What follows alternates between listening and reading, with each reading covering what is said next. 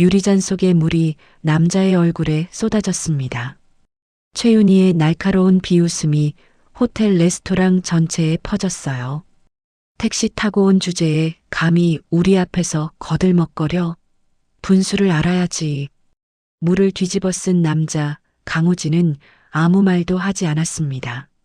젖은 셔츠에서 물방울이 뚝뚝 떨어졌어요. 주변 사람들이 숨죽이며 지켜봤죠. 최윤희는 몰랐습니다. 자신이 방금 모욕한 그 남자가 누구인지, 그리고 이 선택이 어떤 파국을 불러올지 말이에요. 이야기를 시작하기 전에 채널 구독 부탁드립니다. 알림 설정까지 해두시면 매일 새로운 이야기로 찾아뵐게요. 상견례 3일 전, 강우진은 서재에서 딸 민서를 불렀습니다. 민서가 아버지 옆에 앉자 우진이 조용히 말했어요. 민서야, 상견례 때 우리 집안 얘기는 하지 말자. 내가 뭘 아는 사람인지, 우리가 어떻게 사는지. 민서가 고개를 갸웃했습니다. 우진은 창밖 야경을 바라보며 말을 이었어요. 사람의 진심을 보려면 배경을 감춰야 해. 내가 대한투자그룹 회장이라는 걸 알면 사람들은 달라지거든. 진짜가 아닌 가면만 보여주지. 민서는 아버지의 눈을 들여다봤습니다. 그 눈빛 속 의미를 읽었어요. 그냥 평범한 강민서로서 시댁될 사람들을 만나보자는 뜻이었죠. 알겠어요, 아빠. 어릴 때 어머니를 잃고 아버지와 단둘이 살아온 세월. 민서는 아버지의 한마디에 담긴 속뜻을 누구보다 빨리 알아챘습니다. 우진은 딸의 손을 잡았어요. 비서도 운전기사도 안 데려갈 거야. 우리 둘이서만 가자. 민서의 손끝이 살짝 떨렸지만 곧 고개를 끄덕였습니다. 1년 전 민서와 준혁이 처음 만난 건 미술관이었습니다. 전시회에서 우연히 마주쳤죠. 준혁이 먼저 다가와 작품에 대해 이야기를 건넸어요. 저 작품 어떻게 보세요? 혼자 보기엔 아까운 해석이 있으실 것 같은데. 민서는 괜찮은 사람이라고 생각했습니다. 말투가 정중하고 눈빛이 진지했거든요. 그렇게 만남이 시작됐어요. 주말마다 데이트를 했습니다. 갤러리도 가고 북카페도 다니고 공원을 산책했죠. 준혁은 세심했어요. 민서의 취향을 기억했고 이야기를 경청했습니다. 1년쯤 지났을 때 준혁이 프로포즈를 했어요. 민서는 조금 놀랐지만 싫지 않았습니다. 준혁이라면 괜찮겠다고 생각했죠. 아버지께 말씀드렸더니 우진도 반대하지 않았어요. 내가 좋다면 아빠도 좋다. 그렇게 상견례 날짜가 잡혔습니다. 상견례 당일 아침, 우진은 옷장 깊숙한 곳을 뒤졌습니다. 손에 잡힌 건 15년도 더 된 검정 정장이었어요. 유행이 한참 지난 박스형 재킷에 낡은 단추가 달려 있었죠. 셔츠도 마찬가지였습니다. 깨끗하긴 했지만 요즘 스타일과는 거리가 멀었어요. 신발도 해진 운동화를 골랐습니다. 거울 앞에 선 우진의 모습은 완벽했어요. 어디서 봐도 동네 자영업자 같았습니다. 대한투자그룹 회장의 흔적은 어디에도 없었죠. 우진의 입가에 미소가 번졌습니다. 민서도 방에서 옷을 골랐어요. 명품 가방들은 손도 대지 않았습니다. 유니클로에서 산 블라우스에 평범한 청바지를 입었죠. 액세서리도 하나도 하지 않았어요. 거실로 나온 민서가 아버지를 보고 잠시 멈칫했습니다. 낯선 모습이었지만 곧 이해했어요. 오늘은 있는 그대로의 모습으로 사람을 만나는 날이니까요. 아빠, 택시 부를까요? 우진이 고개를 저었습니다. 지하철 타고 가자. 민서의 눈이 커졌지만 금방 고개를 끄덕였어요. 같은 시각, 박성환의 집. 박성환은 거실에서 명품 시계를 차고 있었습니다. 최윤희는 드레스룸에서 샤넬 드레스를 골라 입었어요. 목에는 다이아몬드 목걸이를 걸었죠. 여보, 벤츠 S클래스로 갈까요? 아니면 포르쉐로 갈까요? 성환이 넥타이를 매며 대답했습니다. 벤츠로 가. 포르쉐는 너무 튀잖아. 상견례인데 적당히 절제된 모습을 보여줘야지. 윤희가 웃음을 터뜨렸어요. 절제요? 벤츠 S클래스가요? 호호, 당신도 참. 준혁은 방에서 나오며 한숨을 쉬었습니다. 엄마, 아빠, 너무 과하게 하지 마세요. 민선의 집은 평범하다니까요. 윤희가 아들을 쳐다봤어요. 그래서 더 신경 써야지. 우리가 어떤 집안인지 제대로 보여줘야 나중에 얕잡아 보는 일이 없어. 성환도 고개를 끄덕였습니다. 준혁아, 내가 좋아하니까 상견례까지 나가는 거야. 솔직히 우리 집안 수준이면 훨씬 좋은 집안 딸들이 줄 섰거든. 준혁은 아무 말도 하지 못했습니다. 지하철 안. 우진과 민선은 지하철을 탔습니다. 토요일 오후라 한산했어요. 두 사람은 나란히 앉아 창밖을 바라봤습니다. 민선은 손잡이를 잡은 채 불안해했어요. 준혁의 부모님은 어떤 분들일까? 분위기는 어떨까? 생각이 꼬리를 물었죠. 우진은 옆에서 태연한 표정을 유지했습니다. 마치 동네 산책이라도 하는 것처럼 자연스러웠어요. 민서가 힐끗 아버지를 바라봤습니다. 어떻게 저렇게 평온할 수 있지? 사실 준혁은 민서에 대해 아는 게 많지 않았습니다. 민서가 작은 북카페에서 아르바이트 한다는 것, 아버지가 소규모 투자 상담을 하신다는 것 정도였어요. 민서의 집에 가본 적도, 아버지를 만난 적도 없었죠. 지하철이 목적 지역에 도착했습니다. 우진이 먼저 일어났고 민서가 뒤따랐어요. 호텔까지는 걸어서 10분 거리였습니다. 호텔 앞. 호텔 정문 앞에 검은색 벤츠 S클래스가 미끄러지듯 멈춰섰습니다. 발레 파킹 직원이 달려왔어요. 뒷문이 열리고 박성환이 내렸습니다. 롤렉스 시계가 햇빛에 반짝였어요. 이어서 최윤희가 내렸죠. 샤넬 가방을 들고 하이힐을 신고 있었습니다. 여기 주차 부탁합니다. 성환이 키를 건넸어요. 발레 파킹 직원이 공손하게 허리를 숙였습니다. 네, 고객님. 좋은 시간 되십시오.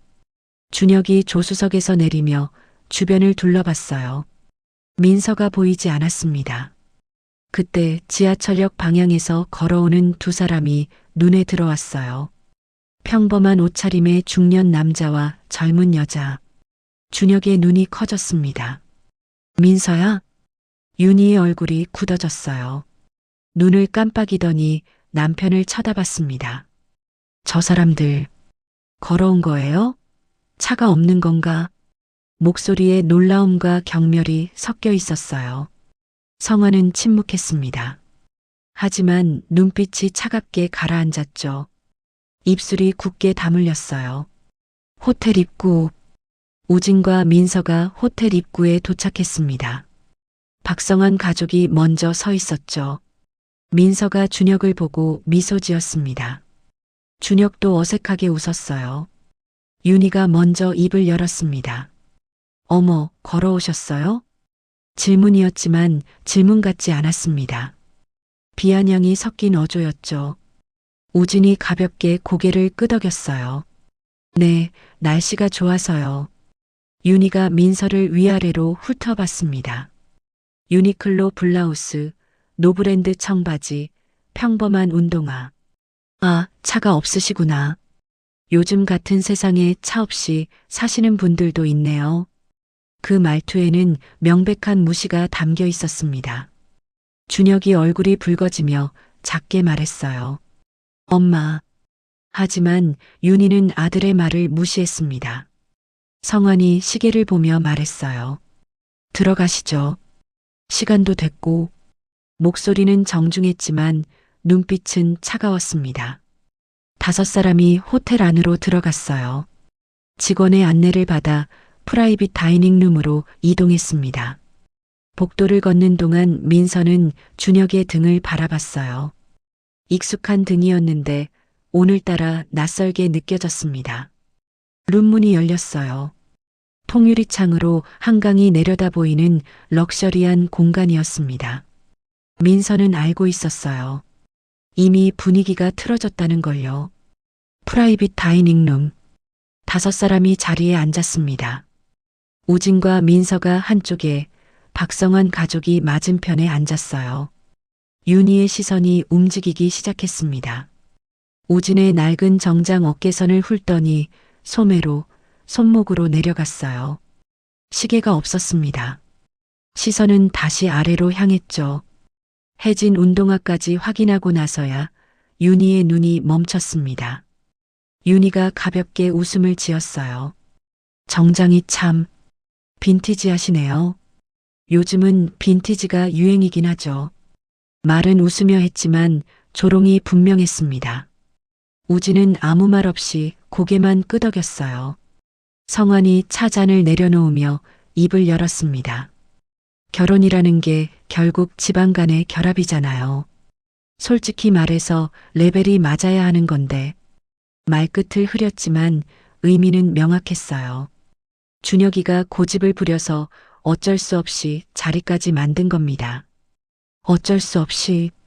그 표현이 공기 중에 무겁게 떠올랐습니다. 민서의 손이 무릎 위에서 떨렸어요. 우진은 여전히 반응하지 않았습니다. 그저 듣고 있을 뿐이었죠. 윤희가 핸드백에서 서류 봉투를 꺼냈습니다. 테이블 위로 밀어놓았어요. 요즘 혼수는 이 정도는 해야 해요. 민서가 조심스럽게 봉투를 열었습니다. 안에서 종이를 꺼냈어요. 혼수 목록이었습니다. 에르메스 버킨백 3개, 샤넬 클래식 플랫백 5개, 까르띠에 주얼리 세트, 루이비통, 트렁크, 민카 코트 2벌. 대충 봐도 5억은 훌쩍 넘어 보였어요. 민서의 손이 떨렸습니다. 저기, 이건 좀. 윤희는 눈 하나 깜빡이지 않았습니다. 요즘 다들 이렇게 해요. 우리 집 체면이 있으니까 남들 하는 정도는 해야죠. 우진이 처음으로 입을 열었습니다. 혹시 이게 협의사항인가요? 아니면 일방적 통보인가요? 윤희가 잠깐 멈칫했지만 곧 대답했어요. 제가 친정 생각해서 최소한만 정리한 거예요. 번거로우실까봐 미리 정해드린 거니까 그대로 준비해 주시면 돼요. 우진은 더 이상 묻지 않았습니다. 고개를 한번 끄덕이고 다시 침묵했어요. 민서가 종이를 다시 봉투에 넣었습니다. 손이 떨려서 잘 들어가지 않았어요. 윤희는 거기서 멈추지 않았습니다. 그리고 신혼집 준비는 어떻게 하실 건가요? 준혁이 명의로 강남 아파트 하나 사주실 수 있으시죠? 민서의 숨이 막혔습니다. 아, 혹시 전세도 어려우세요? 그럼 우리가 사드릴 테니 나중에 갚으시면. 이자는 당연히 받아야 하지만. 윤희의 말이 칼처럼 날아들었어요. 성환이 덧붙였습니다. 강 선생님은 무슨 사업을 하신다고 했죠? 투자 상담? 그게 요즘 잘 되나요? 글쎄요, 요즘 경기가 안 좋아서. 준혁이 어버버했습니다. 아, 그럼 수입이 불안정하시겠네요. 걱정이다. 우리 며느리 고생할까봐. 윤희가 한숨을 쉬었어요. 민서의 손톱이 손바닥을 파고들었습니다. 준혁은 고개를 숙인 채 아무 말도 하지 못했어요. 우진은 끝까지 침묵했습니다. 하지만 어느 순간 젓가락을 조용히 내려놓았어요. 그리고 담담하게 말했습니다. 이 결혼은 없었던 걸로 하는 게 좋겠습니다. 순간 테이블 위 공기가 얼어붙었습니다. 성환의 얼굴이 벌겋게 달아올랐어요. 뭐라고요? 윤희가 벌떡 일어섰습니다. 아니, 지금 상황 파악을 못 하시는 거예요? 우리가 얼마나 양보해서 이 자리에 나온 건데 감히 먼저 파혼을 운우네요? 우진은 대답하지 않았습니다. 천천히 자리에서 일어났어요. 민서야, 가자. 우진이 딸의 손을 잡았습니다. 민서가 천천히 일어났어요. 다리가 후들거렸지만 아버지 손을 꽉 잡았습니다. 준혁이 다급하게 일어났어요. 잠깐만요, 아버님. 오해예요. 제가 설명을. 우진이 준혁을 바라봤습니다. 눈빛이 차가웠어요. 아까부터 보고 있었습니다. 당신은 한마디도 안 했어요. 그런 사람이 내 딸을 어떻게 지켜주겠어요? 준혁의 얼굴이 하얗게 질렸습니다. 우진이 박성한 부부를 향해 고개를 숙였어요. 오늘 식사비는 제가 계산하겠습니다. 그 말을 끝으로 우진은 민서의 손을 잡고 룸을 나섰습니다. 복도를 지나 엘리베이터로 향했어요. 뒤에서 급한 발소리가 들렸습니다. 하이힐 소리가 점점 가까워졌죠. 우진이 뒤를 돌아보기도 전에 차가운 물이 쏟아졌습니다. 얼굴과 셔츠가 흠뻑 젖었어요. 윤희가 빈 물잔을 들고 서 있었습니다. 얼굴이 벌겋게 달아올라 있었죠. 미쳤어요? 우리가 차면 차야지 감히 먼저 파혼을 해요? 로비에 있던 사람들이 일제히 돌아봤습니다. 호텔 직원들이 얼어붙었어요. 우진은 천천히 뒤를 돌아봤습니다. 물이 뚝뚝 떨어졌지만 표정은 담담했습니다. 택시도 없이 온 주제에 무슨 자존심이야? 북카페 아르바이트 며느리 맡는다고 내가 친구들한테 얼마나 무시당했는데. 윤희의 목소리가 로비 전체에 울렸습니다. 준혁이 뛰어나와 어머니의 팔을 붙잡았어요. 엄마, 그만해요. 사람들이 다 보잖아요. 하지만 윤희는 멈추지 않았습니다. 우리가 얼마나 눈높이를 낮춘 건지 알아요? 재벌 딸도 만날 수 있는 우리 준혁이가. 민서가 앞으로 나섰습니다. 젖은 아버지의 셔츠를 봤어요. 물방울이 흘러내리는 걸 봤습니다. 가슴 속에서 무언가가 끓어올랐어요. 제가 이 결혼 안 합니다. 민서가 윤희를 똑바로 바라보며 말했습니다. 그리고 준혁을 향해 고개를 돌렸어요. 준혁 씨, 내가 사람을 잘못 봤어요. 준혁의 입술이 떨렸습니다. 민서가 아버지의 팔을 잡았어요. 우진이 고개를 끄덕였습니다. 호텔 매니저가 달려와 수건을 건넸어요. 우진이 받아 얼굴을 닦았습니다. 감사합니다. 계산은 프론트에 해두겠습니다. 우진과 민서는 함께 호텔을 나섰습니다. 뒤돌아보지 않았어요. 밖으로 나오자 저녁 바람이 젖은 셔츠를 스쳤습니다. 차가웠지만 이상하게 후련했어요. 우진이 조용히 말했습니다. 잘했다, 민서야. 민서는 대답 대신 아버지 팔에 얼굴을 묻었어요. 소리 없이 울었습니다. 우진은 딸의 등을 토닥였습니다. 그날 밤 집에 돌아온 우진은 서재로 들어갔습니다. 책상 앞에 앉아 전화기를 들었어요. 이 부장. 예, 회장님. 박성한 부동산 개발 회사에 대해 알아봐.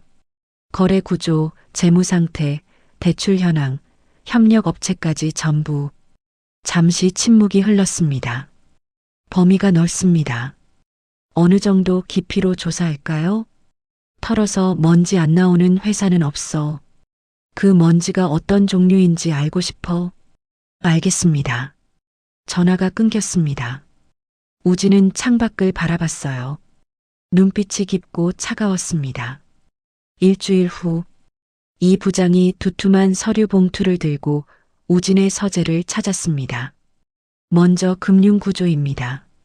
박성한 회사는 과도한 레버리지로 사업을 확장해 왔습니다. 부채 비율이 800%에 육박하고요. 우진이 서류를 넘기며 들었어요. 신규 프로젝트 자금은 거의 전부 대출로 조달합니다. 현금 흐름이 극도로 불안정한 상태예요. 대출 만기가 3개월 안에 집중되어 있고요. 계속해. 협력 건설사들과의 관계도 문제입니다. 하도급 대금을 수개월씩 미루고 계약 조건을 일방적으로 변경한 사례가 다수 있습니다. 소송 준비 중인 업체가 4곳입니다. 우진의 눈이 서류 위를 훑었어요. 직원들 상황은 급여 체불 전력이 있습니다. 노동청 진정도 들어간 적 있고요. 퇴사자들이 온라인에 올린 폭로글도 여럿 확보했습니다. 환경 규제는 건축 허가 과정에서 불법 로비 정황이 있습니다. 공무원과의 유착 관계도 의심되고요. 환경 영향 평가도 부실하게 통과시킨 프로젝트가 2건 있습니다. 우진이 서류를 덮었습니다. 바닥부터 썩어 있군. 그렇습니다. 잠시 침묵이 흘렀어요. 우리 쪽 자금이 들어간 건설사나 금융사 중에 박성환 회사와 거래하는 곳이 있나? 네. 대한투자그룹이 지분을 보유한 건설사 3곳, 금융사 2곳이 박성환 회사와 계약 관계에 있습니다. 우진이 고개를 끄덕였어요. 그쪽에 연락해. 박성환 회사와의 신규 계약은 전면 보류, 기존 계약도 리스크 관리 차원에서 재검토하라고. 알겠습니다. 금융사 쪽은 대출 연장 심사를 보수적으로 진행하도록 하겠습니다. 표면적 이유는 시장 리스크 관리로 노출되지 않게 처리해. 네, 회장님. 이 부장이 나갔습니다. 우진은 다시 창밖을 바라봤어요. 얼굴에 아무 감정도 드러나지 않았습니다. 며칠 후 박성환의 사무실에 전화가 쏟아지기 시작했습니다. 첫 번째 전화는 건설사였어요. 박 대표님, 이번 계약건은 보류하기로 결정됐습니다. 내부 사정이 생겨서요. 두 번째 전화는 금융사였습니다. 대출 연장이 어렵게 됐습니다. 담보를 추가로 준비해 주시면 재검토하겠습니다. 세 번째, 네 번째 전화도 비슷했어요. 성환의 얼굴이 점점 굳어졌습니다. 펜을 쥔 손에 힘이 들어갔죠. 도대체 무슨 일이야? 비서를 불러 물었지만 명확한 답은 나오지 않았습니다. 그날 저녁 성환은 집에 돌아와 달력을 봤어요. 거래처들의 계약 취소 통보가 온 시점을 체크했습니다. 모두 상견례 직후였어요. 설마. 성환의 미간이 좁혀졌습니다. 다음 날 성환은 인맥을 총동원해 알아봤습니다. 금융권 지인을 만났어요. 요즘 시장 분위기가 좀 이상하던데 우리 회사 관련해서 뭔가 들은 거 없어? 지인이 술잔을 내려놓으며 조심스럽게 말했습니다. 직접적으로는 아닌데 대한투자 쪽에서 박 대표 회사를 주의 깊게 보라는 분위기가 있더라고. 성환의 눈이 커졌어요. 대한투자? 대한투자그룹? 응. 확실한 건 아니지만 그쪽 영향력이 있는 건 맞아. 성환은 사무실로 돌아와 인터넷을 검색했습니다. 대한투자그룹 회장. 검색 결과가 떴어요. 대한투자그룹 회장 강우진. 사진이 떴습니다. 성환의 심장이 멎는 것 같았어요. 상견례 날 택시를 타고 온 그 남자. 낡은 정장을 입고 물을 뒤집어 쓴 그 남자. 대한투자그룹 회장이었습니다. 성환의 손이 떨렸어요. 마우스를 잡은 손에서 힘이 빠졌죠. 이럴 수가. 더 검색했습니다. 강우진의 경력, 자산 규모, 영향력. 국내 10대 재벌. 금융, 건설, IT, 유통까지 손대지 않은 분야가 없었습니다. 처음부터 시험이었던 거야. 성환은 의자에서 벌떡 일어났습니다. 사무실을 왔다 갔다 하며 중얼거렸어요. 우리가 어떻게 나오나 보려고 일부러 그런 거잖아. 함정을 판 거야. 분노가 치밀어 올랐습니다. 하지만 그 분노는 자신을 향하지 않았어요. 자신이 한 말, 윤희가 한 행동은 떠올리지 않았습니다. 비겁하게 뒤에서 칼을 꽂다니. 성환은 자신이 피해자라고 믿었습니다. 계속되는 붕괴. 박성환 회사는 빠르게 무너지기 시작했습니다. 건설사들이 계약을 취소했어요. 금융사들이 대출을 회수했습니다. 협력업체들이 등을 돌렸죠. 진행 중이던 프로젝트가 중단됐습니다. 자재 공급이 끊기고 인력이 철수했어요. 회사 앞에 하청업체 사장들이 모여들었습니다. 대금 정산해 주세요. 우리 직원들 월급도 못 줬어요. 우리는 잘못이 없잖아요. 책임지세요. 사무실 분위기가 급격히 악화됐습니다. 직원들 사이에 불안이 퍼졌어요. 회사 망하는 거 아니야? 다음 달 월급이나 나올까? 언론에서도 보도하기 시작했습니다. 박성한 부동산 개발 자금난으로 프로젝트 줄줄이 중단. 협력업체 대금 체불. 소송 확대. 준혁은 뛰어다녔습니다. 거래처를 찾아가 사정했어요. 한 번만 기회를 주십시오. 아버지 일과 저희 회사는 별개입니다. 하지만 돌아오는 대답은 한결같았습니다. 죄송합니다. 리스크가 너무 커요. 은행에 가서 긴급 자금을 요청했지만 거절당했습니다. 지금 상황에서는 어렵습니다. 준혁은 핸드폰을 꺼내 민서에게 전화를 걸었어요. 신호음이 울렸지만 받지 않았습니다. 한 번, 두 번, 세 번. 끝까지 받지 않았어요. 결국 음성사서함으로 넘어갔습니다. 준혁은 문자를 보냈어요. 민서야, 나야. 한 번만 얘기할 수 있을까? 보내기 버튼을 눌렀습니다. 답장은 오지 않았습니다. 얼마 지나지 않아 파산 신청이 들어왔습니다. 자산이 압류됐어요. 집에도 경매 딱지가 붙었습니다. 윤희가 그 딱지를 바라보며 주저앉았어요. 이게 뭐야? 준혁이 어머니를 부축했지만 할 말이 없었습니다. 유리잔 속의 물이 남자의 얼굴에 쏟아졌습니다. 최윤희의 날카로운 비웃음이 호텔 레스토랑 전체에 퍼졌어요. 택시 타고 온 주제에 감히 우리 앞에서 거들먹거려? 분수를 알아야지. 물을 뒤집어 쓴 남자 강우진은 아무 말도 하지 않았습니다. 젖은 셔츠에서 물방울이 뚝뚝 떨어졌어요. 주변 사람들이 숨죽이며 지켜봤죠. 호텔 직원들이 얼어붙은 채 서 있었습니다. 최윤희는 몰랐습니다.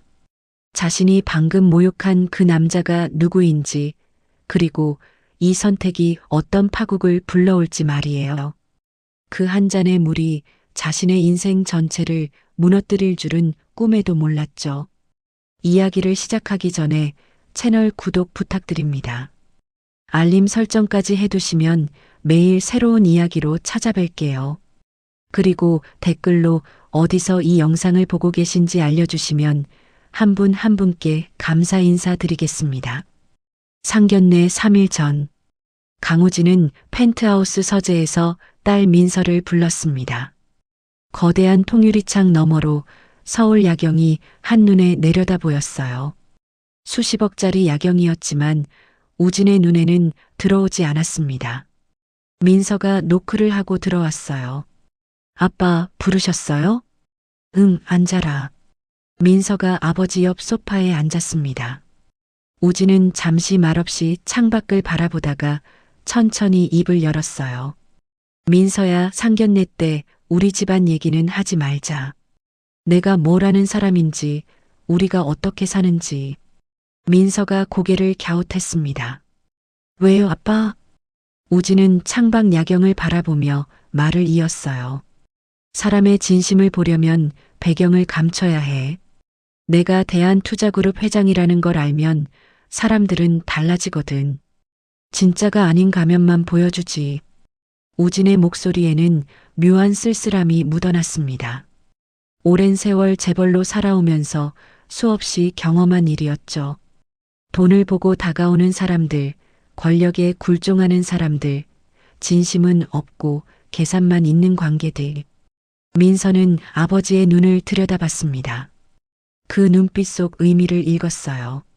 한성그룹 회장의 딸도 재벌가 영예도 아닌 그냥 평범한 강민서로서 시댁될 사람들을 만나보자는 뜻이었죠.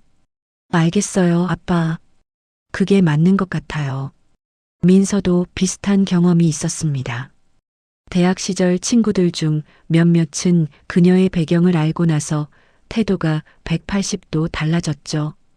어떤 친구는 지나치게 아부했고 어떤 친구는 질투로 가득 찬 눈빛을 보냈습니다. 진짜 친구가 누군지 알 수 없었어요.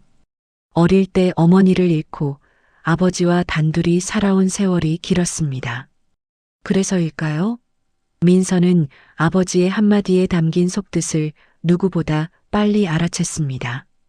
우진은 딸의 손을 잡았어요. 비서도 운전기사도 안 데려갈 거야. 우리 둘이서만 가자. 그래야 그 사람들의 진짜 모습을 볼 수 있어. 민서의 손끝이 살짝 떨렸습니다.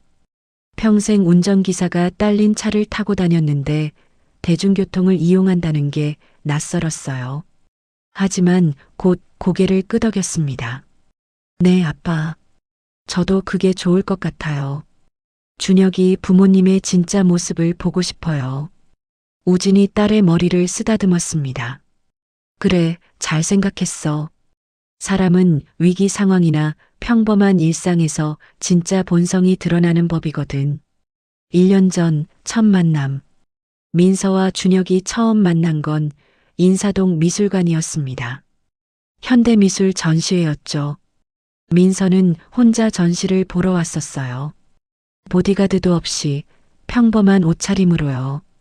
한 작품 앞에서 한참 서 있는데 옆에서 누군가 말을 걸었습니다. 저 작품 어떻게 보세요? 돌아보니 단정한 인상의 남자였어요. 30대 초반쯤 되어 보였습니다. 혼자 감상하기엔 아까운 해석이 있으실 것 같아서요. 민서는 조금 놀랐지만 작품에 대해 이야기를 나눴습니다. 준혁도 미술에 관심이 많았고 대화가 자연스럽게 이어졌어요. 커피 한 잔 하시겠어요? 전시 이야기 더 나누고 싶은데. 민서는 잠시 망설였습니다. 하지만 준혁의 눈빛이 진지해 보였어요. 계산적이지 않고 순수하게 미술을 좋아하는 사람 같았습니다. 좋아요. 그렇게 만남이 시작됐어요.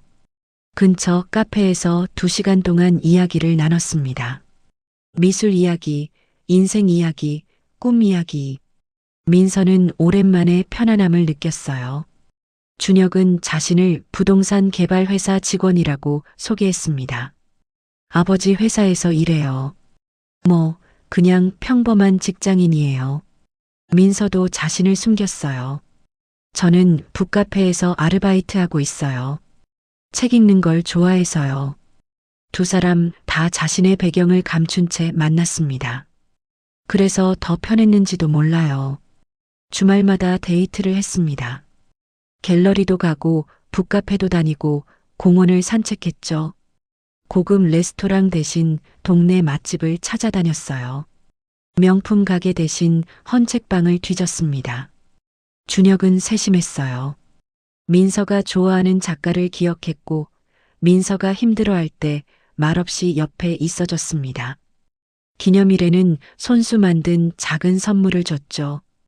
이거 직접 만든 거예요. 서툴지만 민서 씨 좋아할 것 같아서. 나무로 깎은 작은 책갈피였습니다. 투박했지만 정성이 느껴졌어요. 민서는 감동했습니다. 명품 선물보다 훨씬 마음에 와닿았죠. 6개월이 지나고 9개월이 지나고 1년이 다 되어갈 무렵이었습니다. 어느 날 저녁 한강공원을 산책하다가 준혁이 멈춰 섰어요. 민서 씨, 응? 우리 결혼할까요? 민서는 조금 놀랐습니다. 하지만 싫지 않았어요. 아니, 오히려 기뻤습니다. 정말? 네. 민서 씨 같은 사람 다시 못 만날 것 같아요. 평생 함께하고 싶어요. 민서의 눈에 눈물이 맺혔습니다. 좋아요. 저도 준혁 씨와 함께하고 싶어요. 집에 돌아와 아버지께 말씀드렸습니다. 아빠, 저 결혼하고 싶은 사람 생겼어요. 우진이 신문을 내려놓고 딸을 바라봤어요. 누군데? 박준혁이라고 제 또래 남자예요. 착하고 성실해요. 그래. 배경은? 부동산 개발 회사 다니는데 아버지 회사래요. 우진은 잠시 생각하다가 고개를 끄덕였습니다. 내가 좋다면 아빠도 좋다. 한번 만나봐야겠지?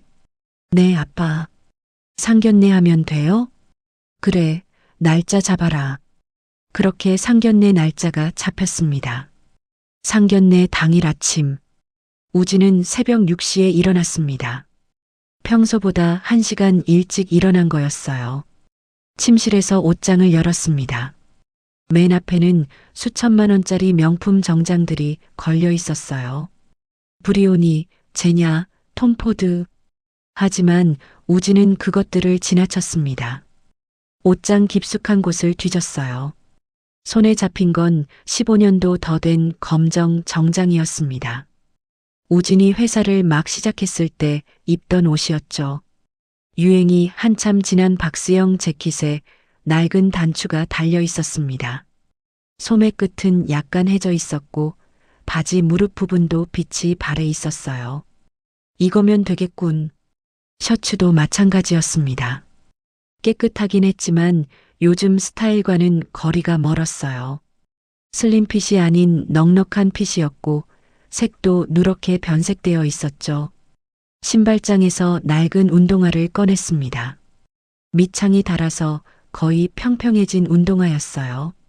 끈도 해져 있었습니다. 거울 앞에 선 우진의 모습은 완벽했어요. 어디서 봐도 동네 자영업자 같았습니다. 작은 투자 상담소나 운영하는 평범한 중년 남자요. 몇십조 자산을 운용하는 대한투자그룹 회장의 흔적은 어디에도 없었죠. 손목에 파텍 필립 시계도 벗었습니다. 평범한 디지털 손목 시계를 찼어요.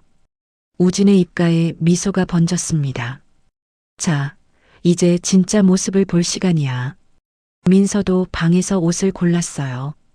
드레스룸에는 명품 옷들이 가득했습니다. 샤넬, 에르메스, 프라다, 구찌. 하지만 민서는 그것들을 보지도 않았어요. 유니클로에서 산 블라우스를 꺼냈습니다. 29,000원짜리였죠. 청바지도 평범한 리바이스였어요. 명품 가방들이 진열된 선반을 지나쳤습니다.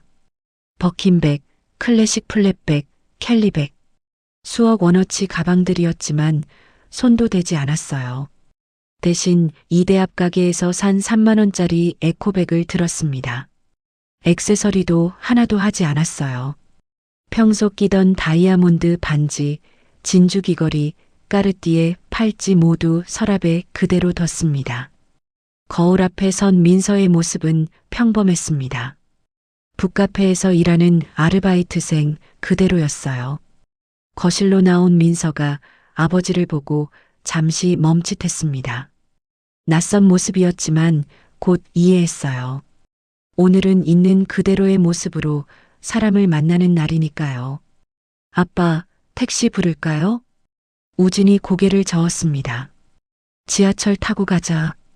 민서의 눈이 커졌습니다. 평생 지하철을 타본 적이 거의 없었거든요. 하지만 금방 고개를 끄덕였어요. 좋아요, 아빠. 같은 시각, 박성환의 집. 강남 타워 팰리스 펜트하우스. 박성환의 집이었습니다. 거실은 럭셔리했어요. 이탈리아산 대리석 바닥, 프랑스제 샹들리에 수억 원짜리 그림들이 벽에 걸려 있었죠. 박성환은 드레스룸에서 옷을 고르고 있었습니다. 여보, 오늘 뭐 입을까? 당연히 브리오니 입어야죠. 상견례인데 제대로 보여줘야죠. 최윤희가 대답했습니다. 그녀는 화장대 앞에 앉아 메이크업을 하고 있었어요. 성환이 300만 원짜리 브리오니 정장을 입었습니다. 셔츠는 에르메스, 넥타이는 페라가모였죠. 손목에는 롤렉스 데이토나를 찼어요. 2억 원짜리 시계였습니다. 구두는 이탈리아 수제 구두를 신었어요. 한 켤레에 400만 원이었죠. 윤희는 샤넬 트위드 재킷을 입었습니다. 스커트도 샤넬이었어요. 목에는 진주 목걸이를 걸었습니다. 수천만 원짜리였죠. 손목에는 카르티에 팔찌, 손가락에는 다이아몬드 반지를 꼈어요. 가방은 에르메스 버킨백이었습니다. 어때 여보? 우리 집안 품격 보여주기에 충분하죠? 성환이 거울을 보며 만족스러워했어요. 당연하죠. 상견례인데 이 정도는 해야죠. 우리가 어떤 집안인지 똑똑히 보여줘야 해요. 윤희가 립스틱을 바르며 대답했습니다. 그런데 여보, 저쪽 집은 어떤 집안이래요? 글쎄, 준혁이 말로는 평범하다는데 아버지가 작은 투자 상담소 한다나 뭐래나. 투자 상담소요? 그럼 그냥 동네 투자 상담소 정도? 그런가 봐. 딸도 북카페에서 아르바이트 한다잖아. 윤희의 미간이 찌푸려졌습니다. 어머, 그럼 완전 평범한 집안이네요? 우리 준혁이가 왜 그런 애를. 나도 그래서 반대했지. 근데 준혁이가 워낙 고집을 부려서 한번 만나는 거야 뭐 어때. 상견례 자리에서 확실히 보여주면 되지. 성환이 넥타이를 매며 말했습니다. 그래요. 오늘 확실히 우리 집안 수준을 보여줘야겠어요. 그래야 나중에 얕잡아 보는 일이 없죠. 준혁은 자기 방에서 나오며 한숨을 쉬었습니다. 부모님의 대화가 다 들렸어요. 엄마, 아빠, 너무 과하게 하지 마세요. 민선의 집은 평범하다니까요. 윤희가 아들을 쳐다봤어요. 그래서 더 신경 써야지. 우리가 어떤 집안인지 제대로 보여줘야 나중에 무시당하는 일이 없어. 성환도 고개를 끄덕였습니다. 준혁아, 내가 좋아하니까 상견례까지 나가는 거야. 솔직히 우리 집안 수준이면 훨씬 좋은 집안 딸들이 줄 섰거든. 재벌 딸들도 몇 명이나 선 보자고 했잖아. 아빠, 그건. 어쨌든 오늘 상견례에서 우리 입장을 확실히 해야 해. 저쪽이 우리한테 맞춰야 한다는 거. 준혁은 아무 말도 하지 못했습니다. 부모님과 싸워봤자 소용없다는 걸 알았거든요.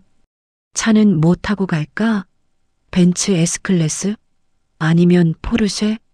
성환이 차 키를 고르며 물었어요. 벤츠로 가요. 포르쉐는 너무 튀잖아요. 상견례인데 적당히 절제된 모습을 보여줘야죠. 후후. 윤희가 웃음을 터뜨렸습니다. 준혁은 그 웃음소리가 불편했어요. 뭔가 잘못되고 있다는 느낌이 들었습니다. 지하철역. 우진과 민선은 지하철역에 도착했습니다. 평일 아침이 아닌 토요일 오후라 사람들이 많지는 않았어요. 아빠, 교통카드 있어요? 응, 있어. 우진이 오래된 지갑에서 교통카드를 꺼냈습니다. 민서도 가방에서 카드를 꺼냈어요. 개찰구를 지나 플랫폼으로 내려갔습니다. 민서는 주변을 두리번거렸어요. 오랜만에 타는 지하철이었거든요. 긴장되죠, 아빠? 왜? 너 긴장돼? 네, 조금. 준혁이 부모님은 어떤 분들일까 하고 우진이 딸의 어깨를 토닥였습니다. 있는 그대로 보면 돼. 그 사람들도 사람이야. 너무 긴장하지 마. 지하철이 들어왔어요. 문이 열리고 두 사람이 올라탔습니다. 토요일 오후라 자리가 많이 비어 있었어요. 두 사람은 나란히 앉았습니다. 지하철이 출발했습니다. 덜컹거리는 소리, 안내방송, 사람들의 웅성거림. 민서에게는 모든 게 신기했어요. 창밖을 바라보며 생각했습니다. 준혁이 부모님은 어떤 분들일까? 좋은 분들이면 좋을 텐데. 우진은 옆에서 태연한 표정을 유지했습니다. 핸드폰도 보지 않고 그저 앞을 바라보고 있었어요. 마치 동네 산책이라도 하는 것처럼 자연스러웠습니다. 민서가 힐끗 아버지를 바라봤어요. 어떻게 저렇게 평온할 수 있지? 나는 이렇게 떨리는데. 사실 우진도 긴장하고 있었습니다. 다만 드러내지 않았을 뿐이에요. 딸의 결혼은 아버지에게 큰 일이니까요. 하지만 더 큰 목적이 있었습니다. 저쪽 집안의 진짜 모습을 보는 것이었죠. 사람은 평범한 사람 앞에서 진짜 모습을 드러낸다. 오늘 그들의 진심을 볼 거야. 지하철이 몇 개 역을 지나갔습니다. 사람들이 타고 내리고 광고 방송이 흘러나왔어요. 민서는 손가락으로 가방 끈을 만지작거렸습니다. 긴장이 손끝까지 전해졌어요. 준혁에 대해서도 생각했습니다. 1년 동안 만난 준혁은 좋은 사람이었어요. 다정하고 배려심 많고 진지했죠. 하지만 그의 부모님은 어떨까? 준혁과 닮았을까? 아니면 전혀 다를까? 사실 준혁은 민서에 대해 아는 게 많지 않았습니다. 민서가 북카페에서 아르바이트 한다는 것, 아버지가 작은 투자 상담을 하신다는 것 정도였어요. 민서의 집에 가본 적도, 아버지를 만난 적도 없었죠. 민서가 의도적으로 감춘 부분도 있었고요. 준혁도 마찬가지였습니다. 자신을 평범한 회사원으로 소개했지만 사실은 부동산 개발 회사 사장의 아들이었어요. 강남의 펜트하우스를 가진 부유한 집안이었죠. 두 사람 다 서로에게 진실을 다 말하지 않았던 겁니다. 다음 역은 삼성역입니다. 안내방송이 나왔어요. 아빠, 다음 역에서 내려야 해요. 그래, 알았어. 지하철이 천천히 속도를 줄였습니다. 플랫폼이 보이기 시작했어요. 문이 열렸습니다. 우진과 민서가 지하철에서 내렸어요. 에스컬레이터를 타고 지상으로 올라왔습니다. 햇빛이 눈부셨어요. 호텔까지 걸어서 10분 정도 걸려요, 아빠. 그래, 천천히 걸어가자. 두 사람은 나란히 걸었습니다. 거리에는 사람들이 오가고 있었고 주말이라 분위기가 여유로웠어요. 민서의 손은 가방 끈을 꽉 쥐고 있었습니다. 긴장이 점점 커졌어요. 우진은 딸의 모습을 보며 속으로 생각했습니다. 긴장하는구나. 괜찮아, 민서야. 아빠가 다 지켜볼게. 호텔 앞. 그랜드 하얏트 호텔. 서울에서 가장 고급스러운 호텔 중 하나였습니다. 호텔 정문 앞 드롭 오프 존에 검은색 벤츠 S클래스가 미끄러지듯 멈춰섰어요. 최신형 S580이었습니다. 가격이 2억 원이 넘는 차였죠. 발레 파킹 직원이 하얀 장갑을 낀 손으로 차 문을 열었습니다. 뒷문이 열리고 박성환이 먼저 내렸어요. 브리오니 정장이 햇빛에 반짝였습니다. 손목에 롤렉스 데이토나가 눈부시게 빛났죠. 이어서 최윤희가 내렸습니다. 샤넬 트위드 재킷에 진주 목걸이, 에르메스 버킨백을 들고 있었어요. 하이힐을 신고 우아하게 걸었습니다. 조수석에서 준혁이 내렸어요. 그도 고급 정장을 입고 있었습니다. 어서 오십시오, 고객님. 발레 파킹 도와드리겠습니다. 발레 파킹 직원이 공손하게 허리를 숙였어요. 네, 부탁합니다. 성환이 차 키를 건넸습니다. 직원이 받아서 재빨리 차를 주차장으로 이동시켰어요. 윤희가 핸드백을 팔에 걸며 호텔 입구를 바라봤습니다. 여보, 우리 너무 일찍 온 거 아니에요? 아니야. 약속 시간 10분 전이야. 딱 적당해. 준혁이 핸드폰을 확인했어요. 민서한테 도착했다고 문자 보낼게요. 문자를 보내려는데 윤희가 말했습니다. 준혁아, 저기 저 사람들 좀 봐. 윤희가 지하철역 방향을 가리켰어요. 두 사람이 걸어오고 있었습니다. 중년 남자와 젊은 여자. 평범한 옷차림이었어요. 남자는 낡은 정장을, 여자는 유니클로 블라우스를 입고 있었죠. 준혁의 눈이 커졌습니다. 저 사람들. 민서야. 윤희의 표정이 변했어요. 눈을 깜빡이더니 남편을 쳐다봤습니다. 저 사람들이 저기서 걸어온 거예요? 설마 지하철 타고 온 건가요? 목소리에 놀라움과 불신, 그리고 경멸이 섞여 있었어요. 성화는 침묵했습니다. 하지만 눈빛이 차갑게 가라앉았죠.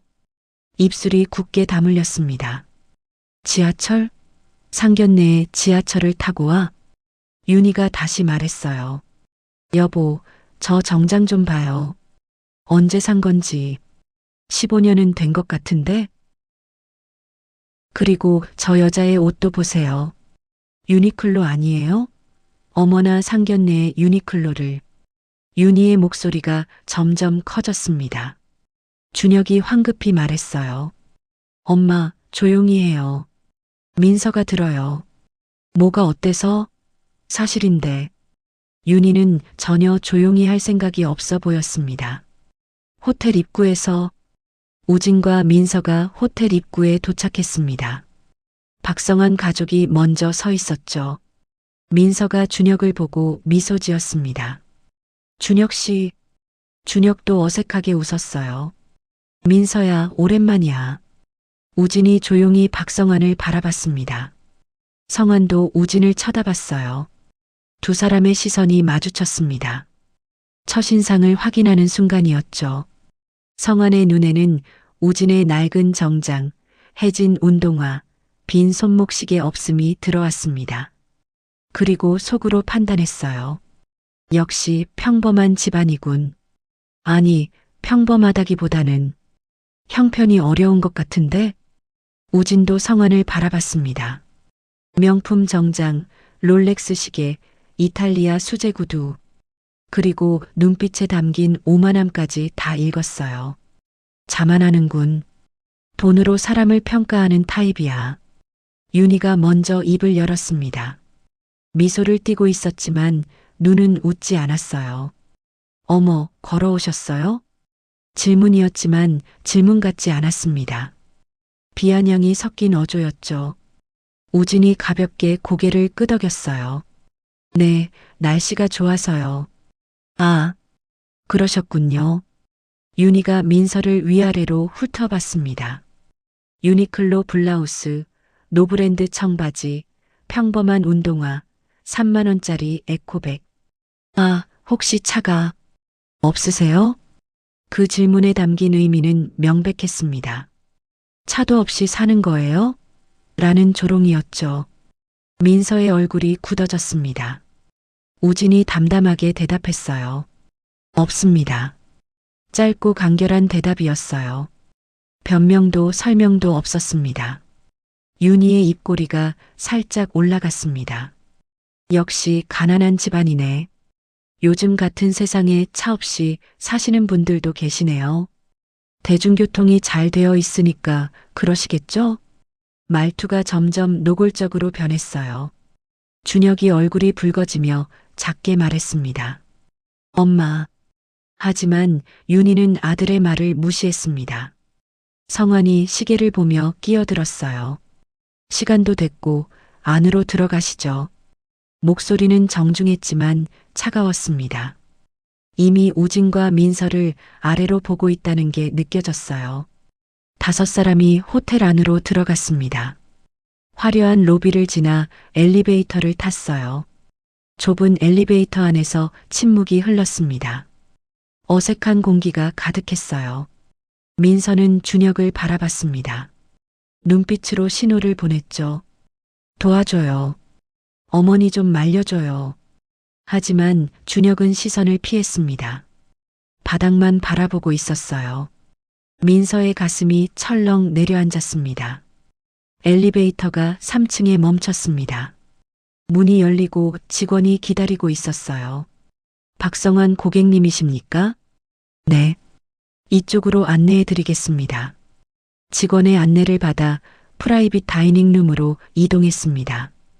복도를 걷는 동안 민서는 준혁의 등을 바라봤어요. 익숙한 등이었는데 오늘따라 낯설게 느껴졌습니다. 룸문이 열렸습니다. 거대한 통유리창으로 한강이 한눈에 내려다 보이는 럭셔리한 공간이었어요. 테이블에는 고급 도자기와 은식기가 세팅되어 있었습니다. 여기서 편히 식사하시면 됩니다. 주문하시겠어요?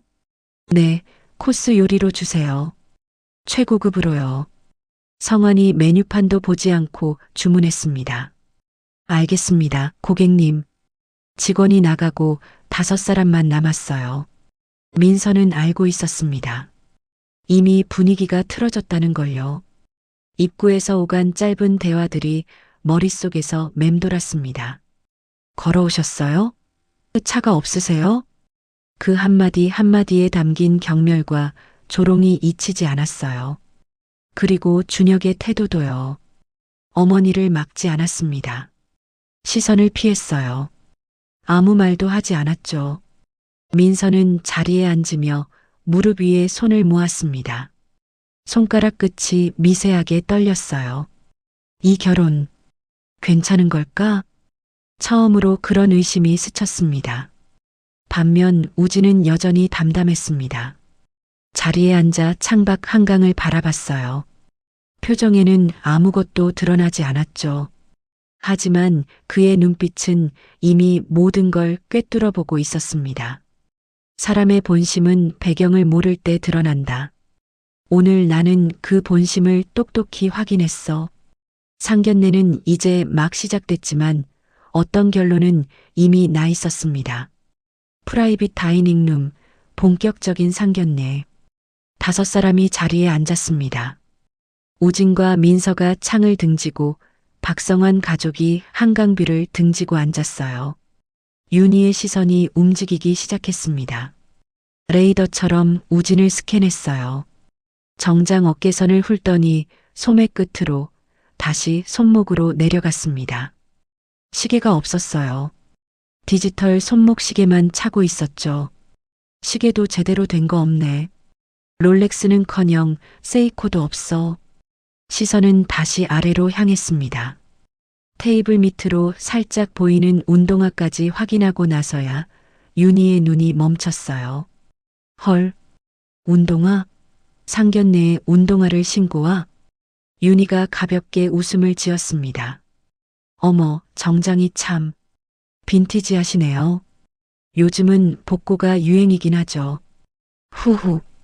말은 웃으며 했지만 조롱이 분명했습니다. 우진은 아무 말 없이 고개만 한번 끄덕였어요. 표정 하나 변하지 않았죠. 잠시 침묵이 흘렀습니다. 성환이 차 잔을 들어 한 모금 마시고는 입을 열었습니다. 결혼이라는 게 결국 집안 간의 결합이잖아요. 목소리는 차분했지만 단호했어요. 솔직히 말해서 레벨이 맞아야 하는 건데 양쪽 집안의 격이 비슷해야 나중에 문제가 없거든요. 말끝을 흐렸지만 의미는 명확했습니다.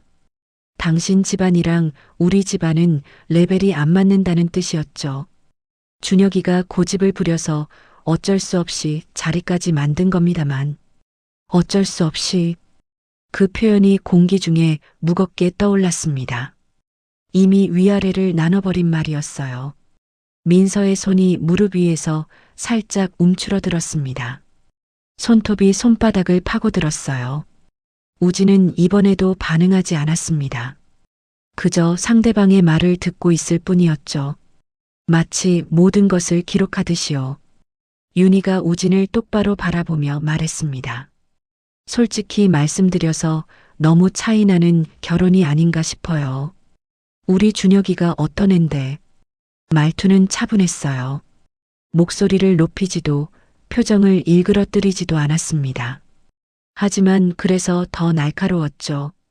결혼을 손익으로 계산하고 있다는 게 분명히 드러났어요.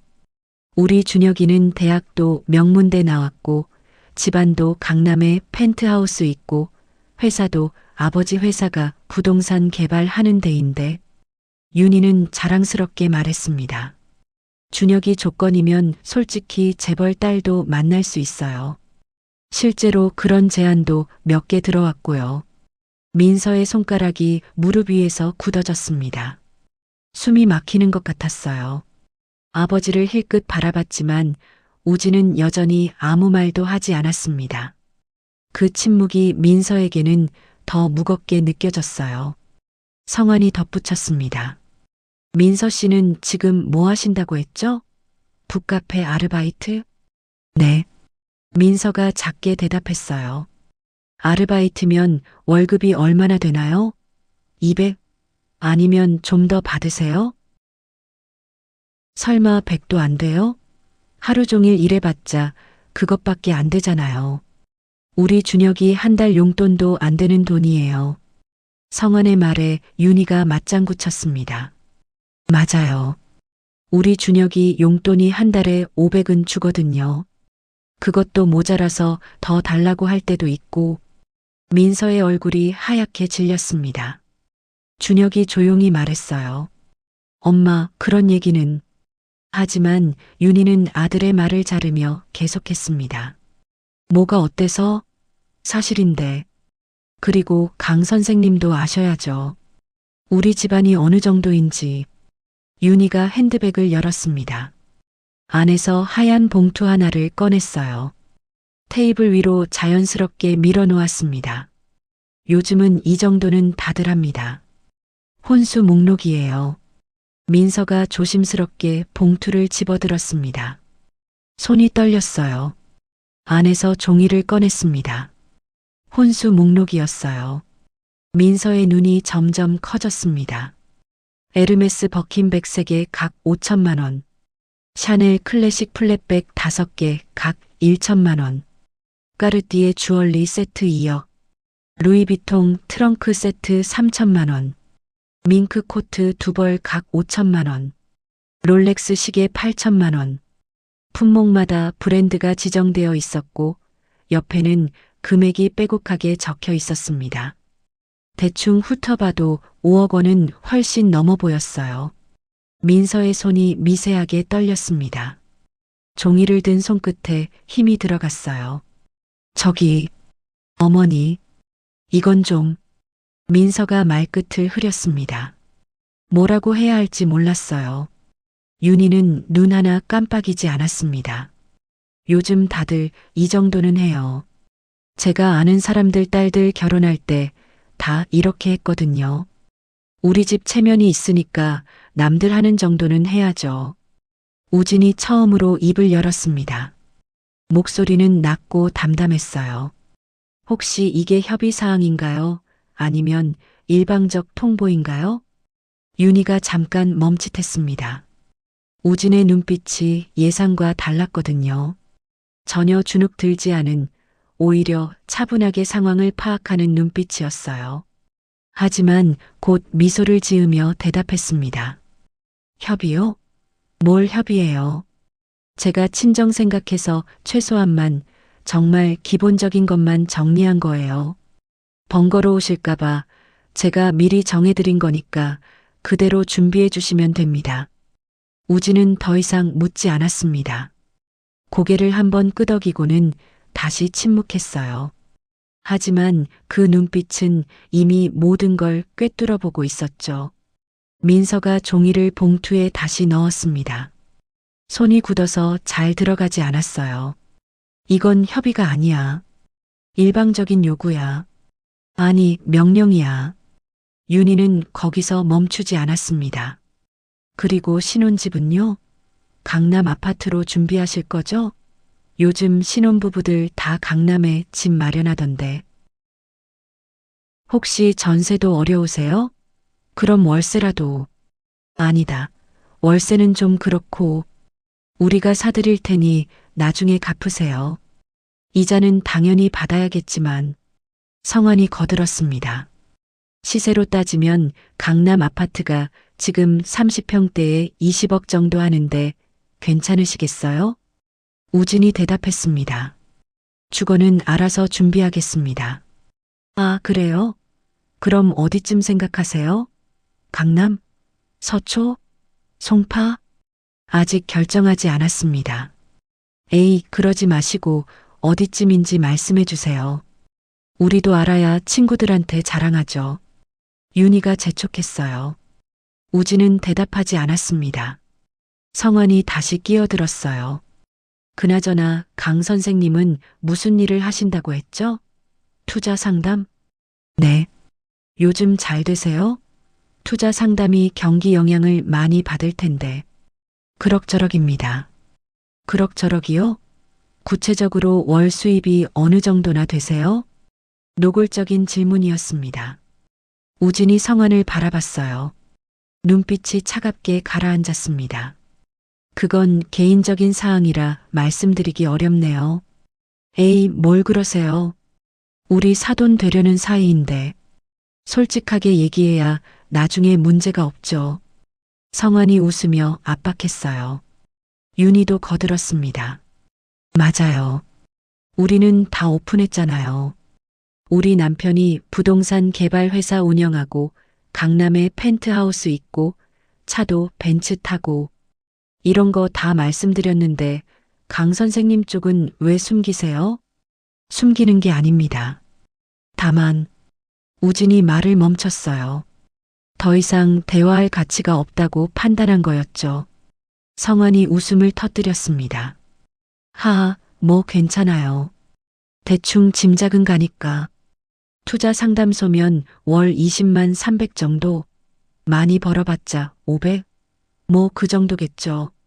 완전히 무시하는 투였어요. 민서의 손이 무릎 위에서 부들부들 떨렸습니다. 입술을 꽉 깨물었어요. 피가 날 것 같았죠. 준혁을 바라봤습니다. 눈빛으로 간절히 도움을 청했어요. 제발 한마디만 해줘요. 부모님 좀 말려줘요. 하지만 준혁은 고개를 숙인 채 물잔만 만지작거렸습니다. 입술이 달싹거렸지만 끝내 아무 말도 하지 않았어요. 민서를 위해 나서지 못했습니다. 아니, 나서지 않았죠. 그 순간 민서는 깨달았습니다. 준혁은 자신의 편이 아니었어요. 적어도 이 자리에서는요. 우진은 이 모든 말을 듣는 동안 침묵을 유지했습니다. 얼굴에 아무런 감정도 드러나지 않았어요. 하지만 어느 순간 우진의 손이 움직였습니다. 들고 있던 차 잔을 조용히 내려놓았어요. 고개를 살짝 숙인 채로요. 그리고 담담한 목소리로 말했습니다. 이 결혼은 없던 걸로 하는 게 좋겠습니다. 순간 테이블 위 공기가 얼어붙었습니다. 성환의 표정이 굳었어요. 네, 지금 뭐라고 하신 겁니까? 윤희가 벌떡 일어섰습니다. 의자가 뒤로 밀리며 끼익 소리를 냈어요.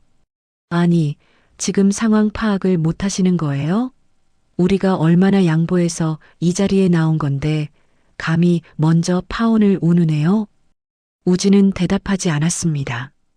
천천히 자리에서 일어났어요. 그리고 민서를 바라봤습니다. 딸의 눈에 맺힌 눈물을 봤죠. 민서야, 일어나자. 우진이 민서의 손을 잡았습니다. 민서가 천천히 자리에서 일어났어요. 다리가 후들거렸지만 아버지 손을 꽉 잡았습니다. 준혁이 다급하게 일어섰어요. 아버님, 잠깐만요. 오해가 있는 것 같은데 제가 설명을. 우진이 준혁을 한번 바라봤습니다. 눈빛이 싸늘했어요. 아까부터 보고 있었습니다. 당신은 한마디도 안 했어요.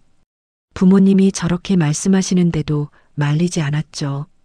그런 사람이 내 딸을 어떻게 지켜주겠어요? 준혁의 얼굴이 새하얗게 질렸습니다. 입을 벌렸다 닫았다를 반복했어요. 아무 말도 나오지 않았죠. 우진이 박성한 부부를 향해 고개를 살짝 숙였습니다. 오늘 식사비는 제가 계산하겠습니다. 실례하겠습니다. 그 말을 끝으로 우진은 민서의 손을 잡고 룸을 나섰습니다. 뒤돌아보지 않았어요. 복도를 지나 엘리베이터로 향했습니다.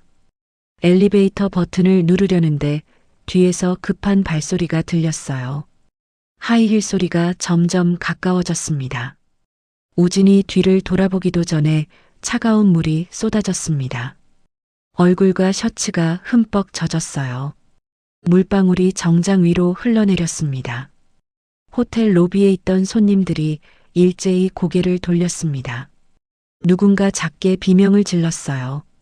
카운터 직원들이 얼어붙은 채 입을 막았죠. 우진이 천천히 뒤를 돌아봤습니다. 최윤희가 빈 물잔을 들고 서 있었어요. 얼굴이 벌겋게 달아올라 있었고 입술이 파르르 떨리고 있었죠. 그 뒤로 박성환과 준혁이 뛰어나왔습니다. 준혁의 얼굴이 새하얗게 질리며 외쳤어요. 엄마, 뭐 하시는 거예요? 준혁이 윤희의 팔을 붙잡으려 했습니다. 하지만 윤희는 아들의 손을 뿌리쳤어요. 닥쳐. 이게 다 내가 고집 부려서 그런 거잖아. 윤희가 우진을 향해 다시 소리쳤습니다. 분노에 찬 목소리가 터져나왔어요. 미쳤어요? 우리가 차면 차야지 감히 먼저 파혼을 해요. 목소리가 로비 전체에 울렸습니다. 식사하던 손님들이 수저를 내려놓고 쳐다봤어요. 호텔 직원들이 어쩔 줄 몰라 하며 서로 눈치를 봤죠. 택시도 없이 온 주제에 무슨 자존심이야? 북카페 아르바이트 며느리 맡는다고 내가 친구들한테 얼마나 무시당했는데. 윤희는 거기서 멈추지 않았어요. 가진 것도 없는 것들이 감히. 우리가 눈높이를 얼마나 낮춘 건지 알아요? 물잔을 바닥에 내동댕이 쳤습니다. 쨍그랑 소리가 로비에 울렸죠. 유리 조각이 바닥에 흩어졌습니다. 우진은 아무 말도 하지 않았습니다. 젖은 머리카락 사이로 물이 뚝뚝 떨어졌어요. 하지만 표정은 여전히 담담했죠. 화를 내지도 소리를 지르지도 않았습니다. 그저 윤희를 조용히 바라볼 뿐이었어요. 호텔 지배인으로 보이는 중년 남자가 황급히 다가왔습니다. 손에 하얀 수건을 들고 있었어요. 고객님, 괜찮으십니까? 지배인이 조심스럽게 수건을 내밀었습니다. 우진이 고개를 살짝 숙이며 수건을 받았어요. 감사합니다. 우진은 얼굴에 흐르는 물기를 천천히 닦았습니다. 손이 전혀 떨리지 않았어요. 윤희가 계속 고함을 질렀습니다. 됐어. 됐다고. 차라리 잘 됐어. 급도 안 맞는 집안이랑 사돈 맺는 거 나도 더 싫다고. 준혁이 다시 윤희의 팔을 붙잡았습니다. 엄마, 제발 그만해요. 사람들 다 보고 있잖아요. 준혁의 목소리가 떨렸어요. 얼굴이 새빨갛게 달아올라 있었습니다. 창피함과 당혹감이 뒤섞인 표정이었죠. 성환도 다가와 아내를 진정시키려 했어요. 여보, 진정해. 사람들이 다 쳐다보잖아. 하지만 윤희는 멈추지 않았습니다. 민서가 아버지 앞으로 나섰습니다. 젖은 아버지의 셔츠를 봤어요. 물방울이 흘러내리는 걸 봤습니다. 가슴속에서 무언가가 끓어올랐어요. 분노와 슬픔과 수치심이 뒤섞인 감정이었죠. 민서가 윤희를 똑바로 바라보며 말했습니다. 목소리가 떨렸지만 분명했어요. 제가 이 결혼 안 합니다. 그리고 준혁을 향해 고개를 돌렸습니다. 민서의 눈에서 눈물이 흘러내렸지만 눈빛은 흔들리지 않았어요. 준혁 씨, 내가 사람을 잘못 봤어요. 1년이 아까워요. 그 한마디에 모든 것이 담겨 있었습니다. 준혁의 입술이 파르르 떨렸어요. 뭐라고 말하려 했지만 소리가 나오지 않았습니다. 우진이 지배인에게 수건을 돌려줬습니다. 신경 써주셔서 감사합니다. 지배인이 허리를 숙였어요. 눈빛에 안타까움이 묻어났습니다. 괜찮으시겠습니까? 네, 괜찮습니다. 우진이 프론트로 걸어갔습니다. 민서가 뒤따랐어요. 식사비 계산하겠습니다. 아, 네. 잠시만 기다려 주십시오. 직원이 황급히 계산서를 준비했어요. 우진이 신용카드를 건넸습니다. 평범한 신용카드였어요. 블랙카드도 골드카드도 아닌 일반 카드였죠. 결제 완료됐습니다. 감사합니다. 우진이 카드를 받아 지갑에 넣었습니다. 민서가 아버지의 팔을 잡았어요. 우진이 고개를 끄덕였습니다. 두 사람은 함께 호텔을 나섰습니다. 민서야, 잠깐만. 준혁이 뒤에서 불렀지만 민서는 돌아보지 않았습니다. 호텔 문이 닫혔어요. 로비에 남은 사람들은 말없이 그 뒷모습을 지켜봤습니다. 윤희는 거친 숨을 몰아쉬며 서 있었고 성화는 굳은 얼굴로 아내 옆에 서 있었죠. 준혁은 고개를 숙인 채 바닥만 바라보고 있었습니다. 호텔 밖으로 나오자 늦가을 바람이 젖은 우진의 셔츠를 스쳤어요. 차가웠습니다. 하지만 이상하게도 가슴 한구석은 후련했어요. 민서의 눈에서 눈물이 멈추지 않았습니다. 하지만 발걸음은 멈추지 않았어요. 아버지 손을 꼭 잡은 채 지하철역을 향해 걸었습니다. 우진이 조용히 말했어요. 잘했다, 민서야. 민서는 대답 대신 아버지 팔에 얼굴을 묻었습니다. 어깨가 들썩였어요. 소리 없이 울고 있었죠. 우진은 딸의 등을 가만히 토닥였습니다. 지하철역이 멀지 않았습니다. 두 사람은 천천히 걸었어요. 그날 저녁, 집에 돌아온 건 해가 질 무렵이었습니다. 우진은 현관문을 열고 안으로 들어섰어요. 젖은 셔츠를 벗어 빨래 바구니에 넣었습니다. 민서가 아버지 뒤를 따라 들어왔습니다. 눈가가 벌겋게 부어 있었어요. 거실 소파에 나란히 앉았습니다. 한동안 아무 말도 없었어요. 통유리창 너머로 서울 야경이 반짝이고 있었지만 두 사람은 보지 않았습니다. 민서가 먼저 입을 열었어요. 목소리가 갈라졌습니다. 아빠, 미안해요. 우진이 고개를 돌렸습니다. 나 때문에 아빠가 저런 모욕을 당한 거잖아요. 내가 그 사람을 만나지 않았으면. 민서의 눈에서 다시 눈물이 흘러내렸어요. 우진이 딸의 손을 잡았습니다. 따뜻하고 단단한 손이었죠. 민서야, 내 잘못이 아니야. 우진의 목소리는 낮고 차분했어요. 사람 속은 겪어봐야 알아. 오늘 일로 저 집안이 어떤 사람들인지 알게 된 거야. 오히려 결혼 전에 알아서 다행이야. 민서가 고개를 숙였습니다. 한참을 말없이 있다가 입을 열었어요. 준혁이랑은 끝낼게요. 완전히. 목소리에 망설임이 없었습니다. 우진이 딸의 얼굴을 바라봤어요. 민서의 눈에는 더 이상 미련이 보이지 않았습니다. 힘들면 천천히 정리해도 돼. 아니요. 오늘 확실히 알았어요. 제가 너무 순진했어요. 1년 동안 그 사람의 진짜 모습을 몰랐던 거예요. 우진은 더 이상 묻지 않았습니다. 딸의 등을 가볍게 토닥였어요.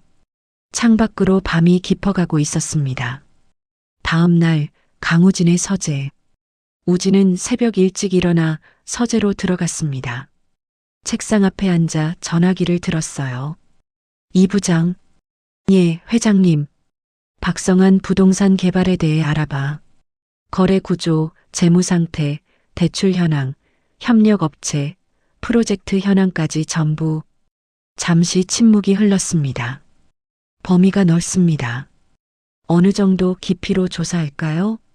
우진의 목소리가 차가워졌어요. 털어서 먼지 안 나오는 회사는 없어. 그 먼지가 어떤 종류인지, 얼마나 쌓여 있는지 알고 싶어. 알겠습니다. 빠르게 진행하겠습니다. 전화가 끊겼습니다. 우진은 창밖을 바라봤어요. 눈빛이 깊고 차가웠습니다.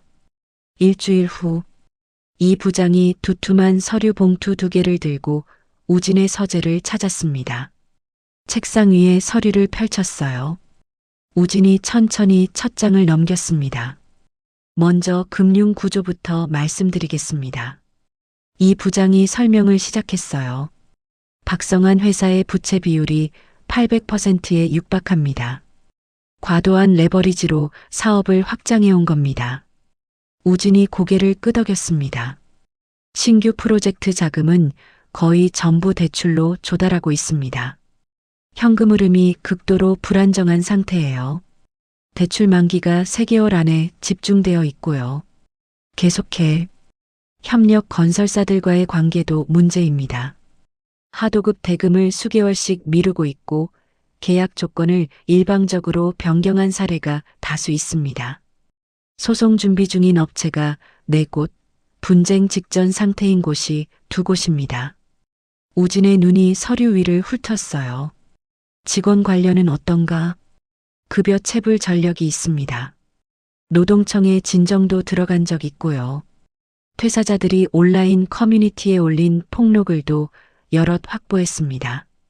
회사 평판이 상당히 나쁩니다. 환경 규제는 건축 허가 과정에서 불법 로비 정황이 있습니다. 구청 공무원과의 유착 관계도 의심되고요. 환경 영향 평가도 부실하게 통과시킨 프로젝트가 2건 있습니다. 우진이 서류를 덮었습니다. 잠시 침묵이 흘렀어요. 바닥부터 썩어 있었군. 이 부장이 조용히 대답했습니다.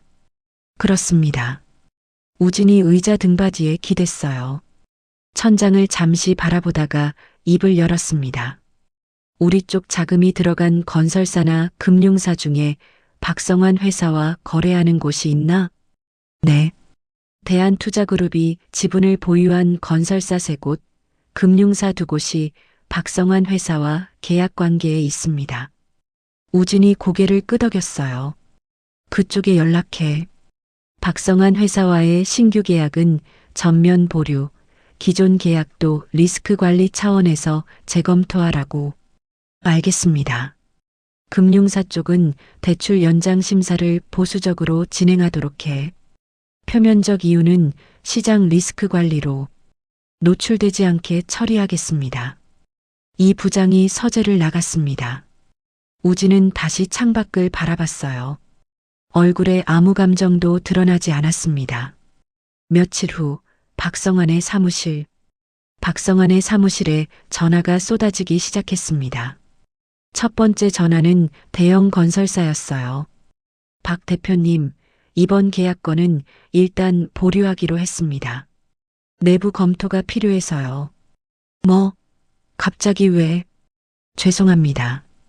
위에서 내려온 지시라서. 두 번째 전화는 은행이었습니다. 대출 연장이 어렵게 됐습니다. 담보를 추가로 준비해 주시면 다시 검토하겠습니다. 무슨 소리야? 지난번에는 문제 없다고 했잖아. 상황이 변했습니다. 최근 시장 리스크가 증가해서요.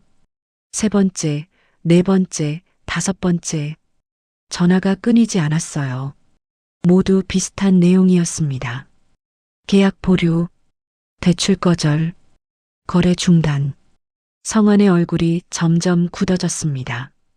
펜을 쥔 손에 힘이 들어갔죠. 도대체 무슨 일이야? 비서를 불러 물었습니다. 최근 우리 회사 관련해서 시장에 무슨 얘기 도는 거 없어? 특별히 들은 건 없습니다만 확인해 보겠습니다. 비서가 나갔어요. 성환은 의자에 깊이 앉았습니다. 손가락으로 관자놀이를 눌렀어요. 왜 갑자기 모든 게 한꺼번에 터지는 거지? 거래처도 은행도 타이밍이 너무 묘하게 겹쳤어요. 우연치고는 이상했습니다. 성환은 달력을 꺼내봤어요. 손가락으로 날짜를 짚었습니다. 거래처에서 첫 번째 계약 보류 통보가 온 날, 은행에서 연장 심사가 보류된 날, 모두 비슷한 시기였죠. 언제부터였지? 성환의 눈이 달력에서 멈췄습니다. 상견례가 있던 날짜가 눈에 들어왔어요. 그 직후부터였습니다. 성환의 미간이 좁혀졌어요. 아직 확신은 없었습니다. 하지만 뭔가 걸리는 게 있었어요. 설마. 아니야. 그럴 리가. 계속되는 조사. 며칠이 지났습니다. 성환은 인맥을 총동원해 알아봤어요. 건설업계 지인들을 만나고 금융권 인맥에게 연락했습니다. 어느 날 저녁 대학 선배와 술자리를 가졌어요. 형, 요즘 시장 분위기가 이상하던데. 우리 회사 관련해서 뭔가 들은 거 없어? 선배가 술잔을 내려놓으며 조심스럽게 말했습니다. 성환아, 너 대한투자 알지? 대한투자? 대한투자그룹? 응. 요즘 그쪽에서 너희 회사를 주의 깊게 보라는 분위기가 있더라. 성환의 심장이 쿵 내려앉았습니다. 대한투자그룹이 왜 우리 회사를? 그건 나도 잘 모르겠어. 근데 확실한 건 그쪽 영향력이 있다는 거야. 대한투자가 움직이면 건설사나 금융사들이 다 따라가거든. 성환은 술을 한 잔 들이켰어요. 다음 날 금융권 지인도 만났습니다. 박 대표, 솔직히 말할게. 요즘 대한투자 쪽에서 자네 회사를 조심하라는 신호를 보내고 있어. 누가? 대한투자그룹 회장이? 그건 확실하지 않아. 근데 분명한 건 위에서 뭔가 움직이고 있다는 거야. 성환은 사무실로 돌아와 컴퓨터를 켰습니다. 검색창에 입력했어요. 대한투자그룹 회장. 검색 결과가 떴습니다. 대한투자그룹 회장 강우진. 사진이 나왔어요. 성환의 눈이 커졌습니다. 숨이 멎는 것 같았어요. 상견례 날 지하철역에서 걸어오던 그 남자. 낡은 정장을 입고 물을 뒤집어 쓴 그 남자. 대한투자그룹 회장이었습니다. 성환의 손이 떨렸어요. 마우스를 잡은 손에서 힘이 빠졌죠. 이럴 수가. 더 검색했습니다. 강우진의 경력, 자산 규모, 영향력, 국내 10대 재벌, 금융, 건설, IT, 유통, 엔터테인먼트까지 손대지 않은 분야가 없었습니다. 총 자산 수십조 원.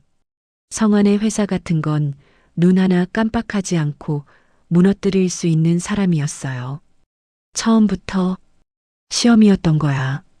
성환은 의자에서 벌떡 일어났습니다. 사무실을 왔다 갔다 하며 중얼거렸어요. 우리가 어떻게 나오나 보려고 일부러 그런 거잖아. 함정을 판 거야. 분노가 치밀어 올랐습니다. 하지만 그 분노는 자신을 향하지 않았어요. 자신이 한 말, 윤희가 한 행동, 그런 건 떠올리지 않았습니다. 비겁하게 뒤에서 칼을 꽂다니. 성환은 자신이 피해자라고 믿었습니다. 박성환 회사의 몰락.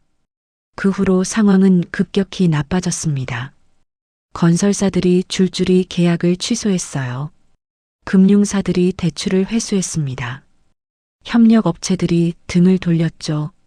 진행 중이던 프로젝트가 하나씩 중단됐습니다.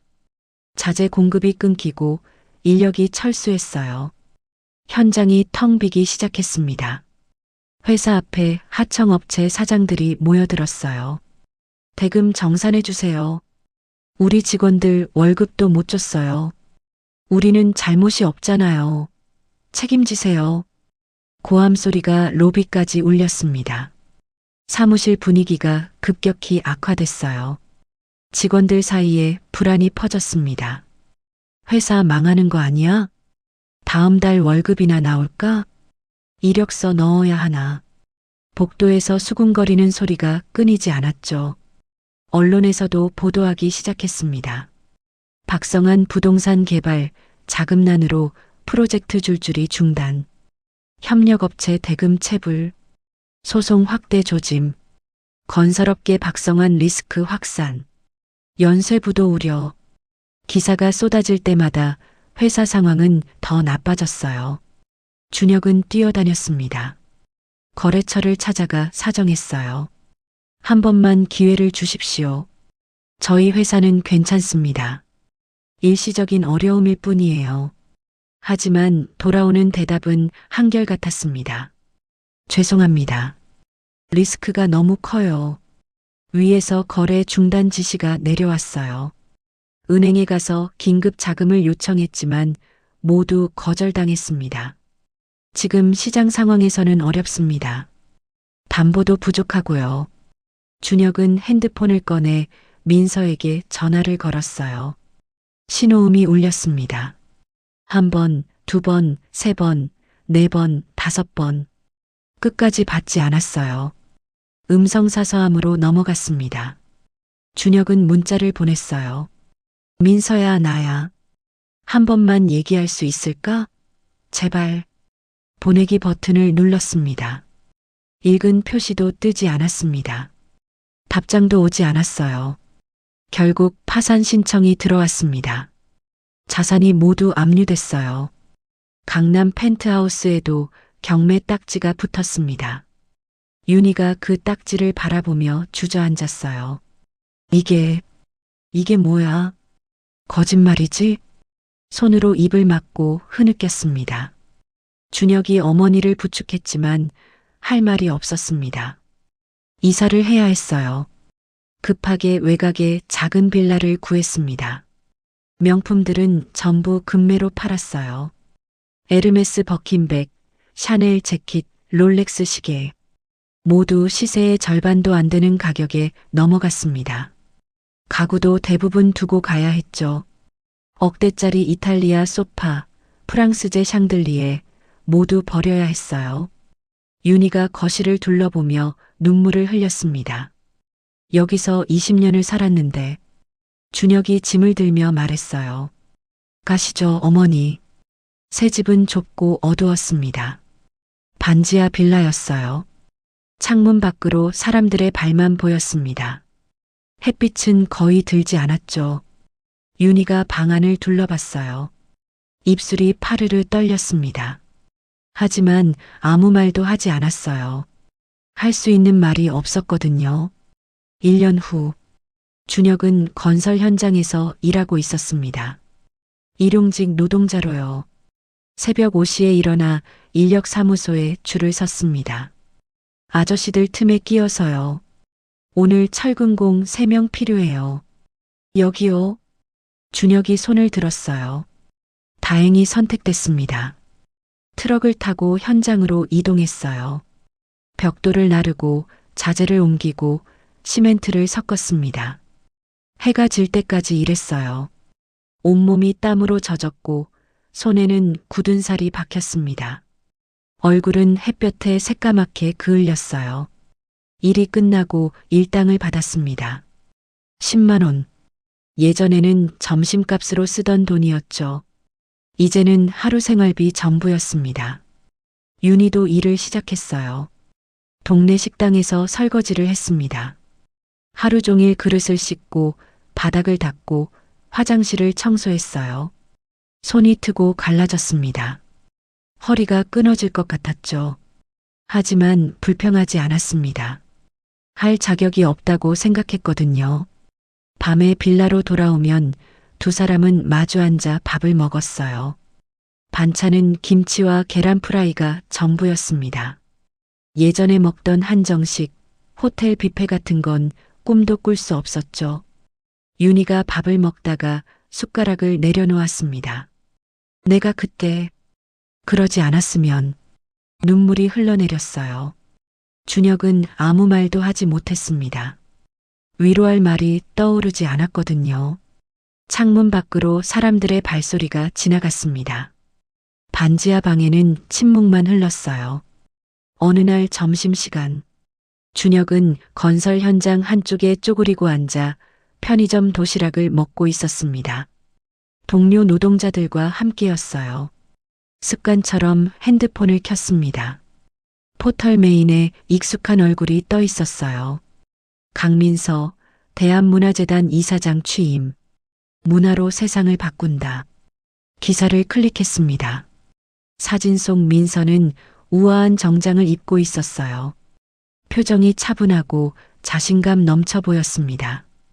대한문화재단은 국내 최대 규모의 문화예술 지원 재단으로 강민서 이사장은 젊은 나이에도 불구하고 뛰어난 기획력과 추진력으로 향후 10년간 1조 원 규모의 문화예술 지원 사업을 추진할 계획. 준혁은 핸드폰을 내려놓았습니다. 도시락을 바라봤어요. 밥이 목으로 넘어가지 않았습니다. 저 사람은 저기까지 갔는데 나는. 손에 굳은 살이 박인 자신의 손을 봤어요. 시멘트 가루가 묻어 있었습니다. 멀리서 현장 감독이 소리쳤어요. 와, 밥 다 먹었으면 들어와. 오후 작업 시작한다. 준혁은 도시락 뚜껑을 덮고 일어났습니다. 핸드폰을 주머니에 넣었어요.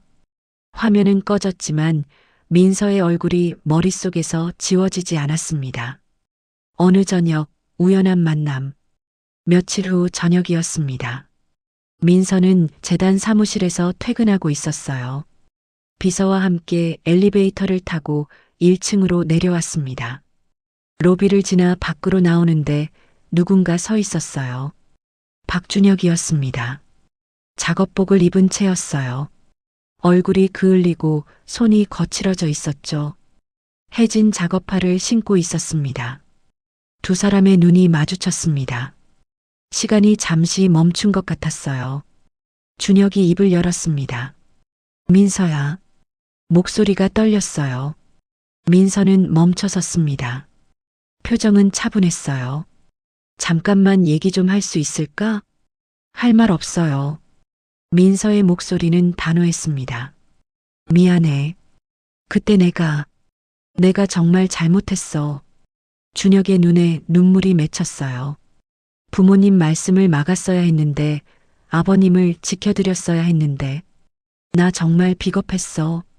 민서는 준혁을 바라봤습니다. 준혁 씨는 잘못이 없어요.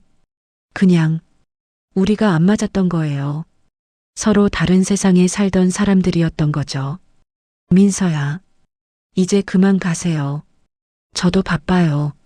민서가 돌아섰습니다. 운전기사가 기다리던 차 쪽으로 걸어갔어요.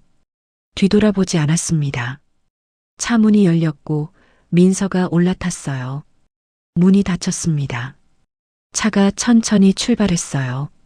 준혁은 그 자리에 서서 차가 멀어지는 걸 바라봤습니다. 차가 시야에서 완전히 사라질 때까지 서 있었어요. 그리고 천천히 발걸음을 돌렸습니다. 지하철역을 향해 걸었어요. 같은 시각 강우진의 서재. 우진은 이 부장의 최종 보고를 듣고 있었습니다. 박성환 회사 정리 완료됐습니다. 하청업체 미지급금은 저희가 전액 정산했고 중단됐던 프로젝트는 다른 건설사가 인수했습니다. 직원들은 고용 승계 조건으로 넘어갔습니다. 대부분 재취업에 성공했고 일자리를 잃은 사람은 없습니다. 우진이 고개를 끄덕였어요. 잘했어. 죄 없는 사람들까지 피해를 보게 할 순 없지. 박성환 씨는 현재 지방 소도시에서 작은 부동산 중개업소를 운영 중입니다. 그렇군. 침묵이 흘렀습니다. 우진은 창밖을 바라봤어요. 사람을 함부로 대하면 결국 자기 인생이 무너지는 법이야. 인과응보입니다. 우진은 더 이상 박성환에 대해 말하지 않았습니다. 이미 끝난 일이었으니까요. 저녁 한강변 레스토랑. 우진과 민서가 함께 저녁을 먹고 있었습니다. 미슐랭 3스타 레스토랑이었어요. 창 밖으로 한강이 반짝이고 있었습니다. 민서야, 재단 일은 잘 되어 가니? 네, 아빠. 의미 있는 일이라서 보람 있어요. 다음 달에 청년 예술가 지원 프로그램 론칭해요. 그래, 잘하고 있구나. 우진이 와인잔을 들었습니다. 수고했다, 민서야. 민서도 잔을 들어 아버지 잔에 가볍게 부딪혔어요. 아빠도요. 항상 감사해요. 창 밖으로 도시의 불빛이 반짝였습니다. 밤의 서울은 아름다웠어요. 민서가 창밖을 바라보며 조용히 미소 지었습니다. 평온했습니다. 오랜만에 느끼는 평온함이었어요. 박성환은 작은 부동산 중개업소에 앉아 있었습니다. 손님이 거의 없는 한산한 오후였어요. 책상 위에는 먼지가 쌓여 있었습니다. 창밖을 바라보며 생각했습니다. 왜 그랬을까? 왜 그렇게밖에 못했을까? 상견례 날이 떠올랐어요. 호텔 레스토랑, 낡은 정장을 입은 남자, 윤희가 던진 물잔. 그때 조금만 다르게 행동했더라면. 하지만 후회해도 이미 늦었습니다. 최윤희는 식당 주방에서 그릇을 씻고 있었어요. 뜨거운 물에 손이 빨갛게 익어가고 있었죠. 손톱 사이에 때가 끼어 있었습니다. 내가 그때 입을 다물었더라면, 물을 뿌리지 않았더라면, 눈물이 그릇 씻는 물에 섞여 흘러내렸습니다. 준혁은 건설 현장에서 땀을 흘리고 있었어요. 벽돌을 나르며 생각했습니다. 그때 한마디라도 제대로 했더라면, 어머니를 말렸더라면, 민서를 지켜줬더라면. 하지만 이미 지나간 일이었습니다. 세 사람 모두 같은 날을 떠올렸어요. 상견례 날, 그 호텔 레스토랑, 그때의 말들, 행동들. 후회는 늘 늦게 찾아옵니다. 돌이킬 수 없을 때가 되어서야요. 사람을 겉모습만 보고 함부로 대하면 안 된다는 것. 그 당연한 진리를 너무 비싼 값을 치르고 나서야 알게 됐습니다. 오늘 이야기 어떠셨나요? 겉모습이 전부가 아니라는 것, 사람을 함부로 판단하고 대하면 결국 자신에게 돌아온다는 것을 다시 한번 느끼게 되는 이야기였습니다. 혹시 여러분도 누군가를 선입견으로 판단했던 적은 없으신가요? 겉모습만 보고 사람의 가치를 평가했던 순간은요? 오늘 이야기가 작은 경종이 되었다면 그것만으로도 충분히 의미 있을 것 같습니다. 이 채널은 매일 이런 감동과 교훈이 담긴 이야기들로 찾아뵙니다. 아직 구독하지 않으셨다면 지금 바로 구독 버튼을 눌러주세요. 알림 설정까지 해두시면 새로운 이야기를 가장 먼저 만나실 수 있어요. 그리고 댓글로 여러분의 생각도 자유롭게 나눠주세요. 비슷한 경험이 있으셨나요? 이 이야기를 보고 어떤 생각이 드셨나요? 한 분 한 분의 댓글이 더 좋은 이야기를 만드는 원동력이 됩니다.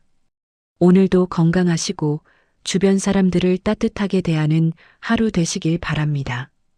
감사합니다.